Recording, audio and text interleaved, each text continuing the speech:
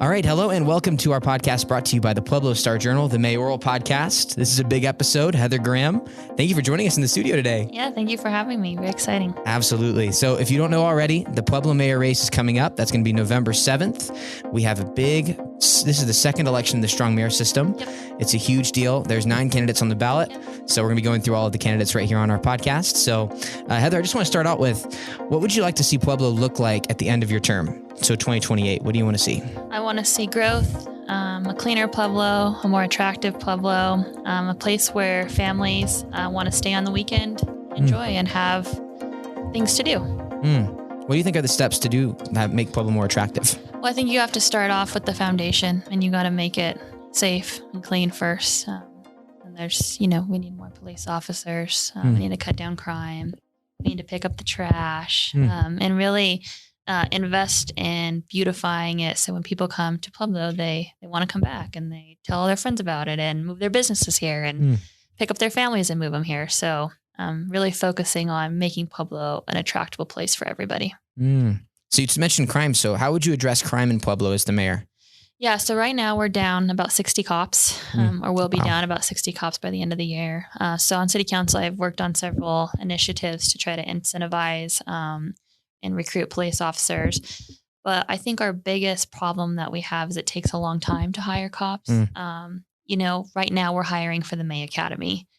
So, we're 6 to 8 months out before we're even hiring to get people on the street. This year, we've only graduated and hired 5 officers. Oh, wow. And so I think we need to make the process faster. We have a civil service commission, and that does take up a lot of time. I think we're one of 3 cities that has a civil service commission on the side of the Mississippi. Interesting. So I think that we really need to look and see if that's hurting us more than it's harming us. And I think we have to do, a mass hiring of police officers right off the bat.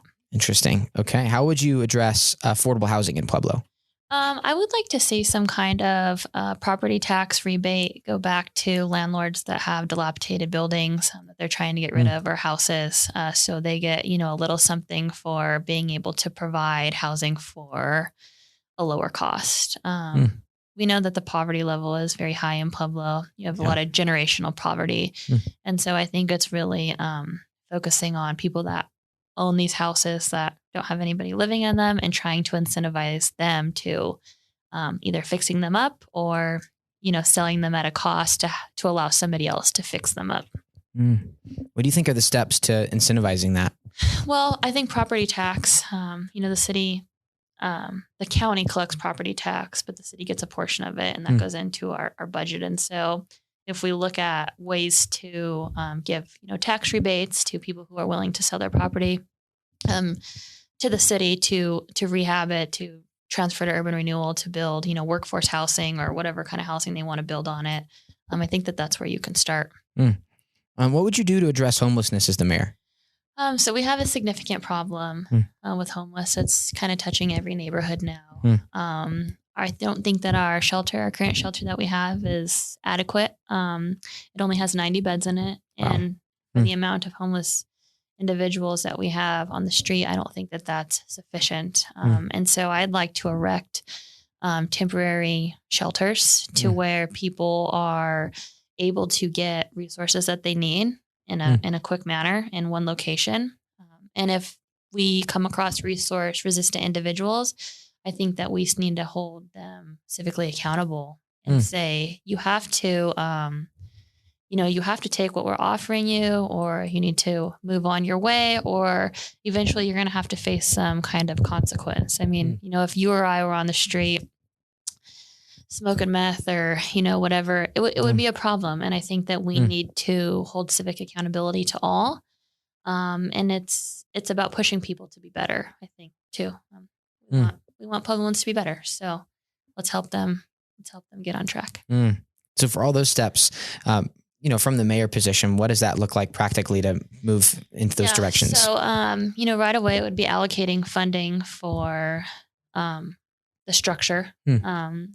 I've had a group come to city council and present about pallet houses to where, they can be moved around the city on different city lots. And you would then have the city council work with the city council to pass camping bans so that it is illegal to, pop a tent on city sidewalk.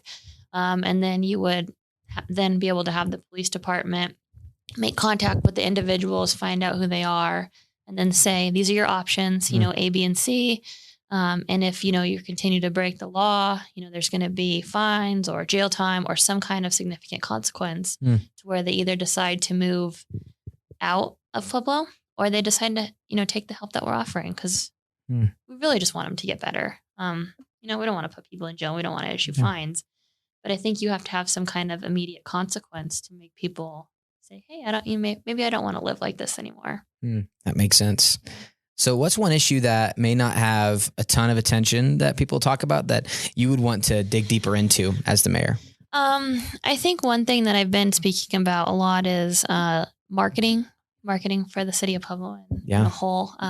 We have a director of public affairs office, but we only have one person who mans the whole city. And so I'd like to bring a whole marketing team to work under the city to where they market Pueblo and Pueblo's partners, with a strategic plan and with one face, one direction, one brand. Interesting. Cool. Yeah.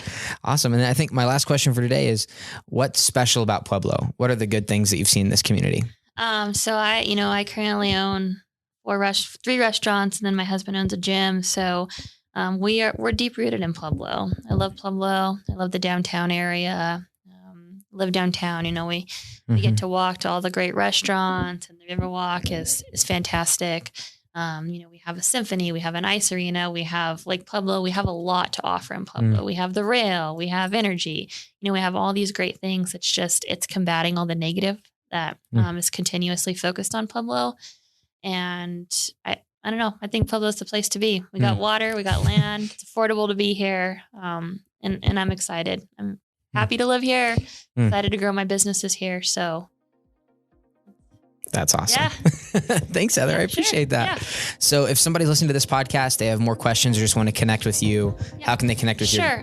So I have a website. It's heathergrahamformayor.com. You can email me. You can donate. You can sign up to volunteer, and you can find all my key issues on there. Okay. Awesome. Heather, thank you so much. I appreciate you coming in. I appreciate it. Yeah. So keep an eye out for our other episodes for our Pueblo Mayor race coverage.